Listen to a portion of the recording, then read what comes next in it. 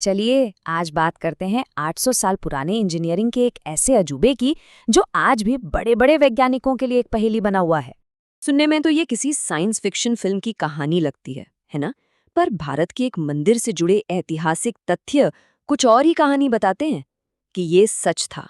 और नहीं, ये कोई देवीय शक्ति या चमत्कार नहीं था, बल्कि ये प्राचीन भारतीय विज्ञान और इंजीनियरिंग का एक ऐसा नमूना था जिसकी कोई मिसाल नहीं मिलती।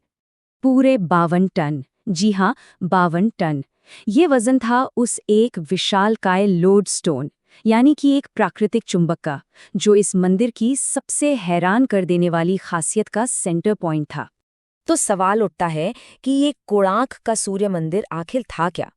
दरअसल इसकी कल्पना की गई थी सूर्य देव के लिए बनाए गए एक बहुत विशाल पत्थर के रथ के तौर पर।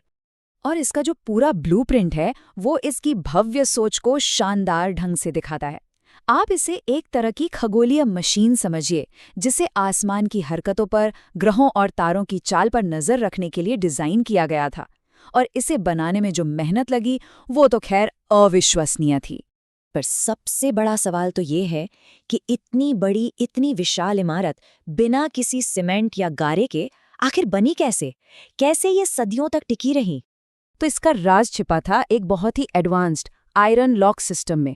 मतलब उस दौर के 1200 कारीगरों ने सीमेंट की जगह लोहे की प्लेट्स और क्लैंप्स का इस्तेमाल किया था, बलुआ पत्थर के विशाल टुकड़ों को आपस में जोड़ने के लिए, जो एक दूसरे में एकदम परफेक्टली फिट होते थे। ये उनके मेटलर्जी के ज्ञान का जीता जागता सबूत है। चलिए अब इस मशीन के सबसे फंक्शनल और दिलचस्प हिस्से पर आते हैं। रथ के वो 24 पहिए।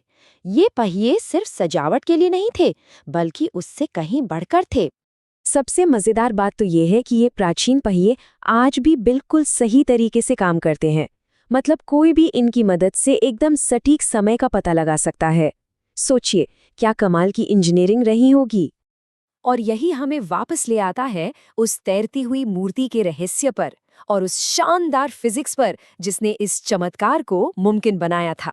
पुराने दस्तावेज बताते हैं कि मंदिर के शिखर पर वो जो 52 टन का चुंबक था और दीवारों में जो लोहे की प्लेटें लगी थीं, वो सब मिलकर एक ऐसा जबरदस्त मैग्नेटिक फील्ड बनाती थीं कि मंदिर की मुख्य मूर्ति हवा में स्वेबिंग करती थी, यानी तैरती रहती थी। अब देखिए, इंजीनियरिंग की नज़र से ये कोई जादू नहीं था। ये डायामैग्नेटिज्म का एक बहुत ही सोफिस्टिकेटेड इस्तेमाल था, जिससे मूर्ति को हवा में स्थिर रखा जाता था। डायामैग्नेटिज्म मतलब एक ऐसा चुंबकीय प्रभाव जिसमें चीजें चुंबक से दूर हटती हैं, उसे रिपेल करती हैं। और जानते हैं, ये मैग्नेटिक फील्ड इतनी पावरफुल थी कि पास से गुजरने वाले जहाज़ों के कंपास तक काम करना बंद कर देते थे। असल में पुर्तगाली नाविकों ने ही इसे ब्लैक पगोडा नाम दिया था, क्योंकि उनके लिए ये एक समुद्री खतरा बन गया था। तो फिर हुआ क्या इंजीनियरिंग के इस बेजोड़ नमूने का? विडंबना देखिए, जो इसकी सबसे बड़ी ताकत थी, शायद वही इसकी सबसे बड़ी कमजोरी बन गई। देखिए, इतिहास में मंदिर के नष्ट होने की 2 बड़ी वजह बताई जाती हैं, लेकिन दोनों थ्योरीज एक ही बात पर आकर रुकती है, उस 52 टन के सबसे जरूरी चुंबक का अपनी जगह से हटाया जाना।